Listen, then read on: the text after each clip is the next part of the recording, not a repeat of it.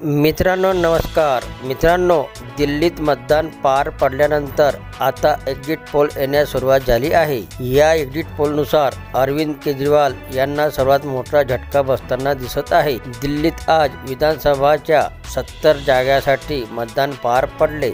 आम आदमी पार्टी, काँग्रेस आणि भाजपा अशी तिहेरी लढत दिल्लीत विधानसभा निवडणुकीत पाहायला मिळाली। दिल्लीत एकूण 1,56,00,000 मतदार आहेत। दिल्लीतील मतदान पार पडल्यानंतर आता लगेचच एक्झिट पोल येण्यास सुरुवात झाली आहे। या एक्झिट पोलनुसार अरविंद केजरीवाल यांना सर्वात मोठा झटका बसताना दिसत आहे, तर भाजपचे पुन्हा सत्तेत कमबॅक होत असल्याचे पाहायला मिळत आहे।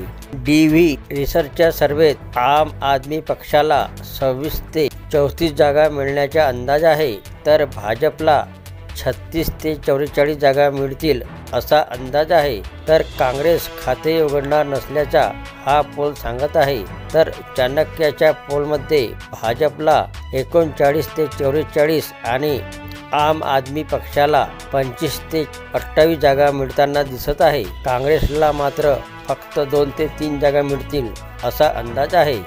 कोणत्या पोलने कोणत्या पक्षाला किती जागा दिल्या, चला पाहूया। पीपल्स इनसाइट पोल, आम आदमी पक्ष 25 ते 29, भाजप 40 ते 44, काँग्रेस 0 ते 1 जागा। मार्टिज पोल, आम आदमी पक्ष 32 ते 37, भाजप 35 ते 40, काँग्रेस 0 ते 1 जागा। पोल डायरी, आम आदमी पक्ष 18 ते 25 जागा, भाजप 42 ते 50 जागा, काँग्रेस 0 ते 2 जागा। GVC पोल, आम आदमी पक्ष 22 ते 31 जागा, भाजप 39 ते 45 जागा, काँग्रेस 0 ते 2 जागा। PMARQ पोलनुसार आम आदमी पक्ष 21 ते 31 जागा, भाजप 39 ते 49 जागा, काँग्रेस 0 ते 1 जागा। पीपल्स प्लस पोल, आम आदमी पक्ष 10 ते 19 जागा, भाजप 51 ते 60 जागा, काँग्रेस 0 जागा।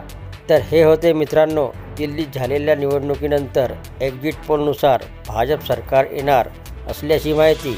व्हिडिओ आवडला असेल तर चॅनलला सबस्क्राईब करायला विसरू नका। जय महाराष्ट्र मित्रांनो।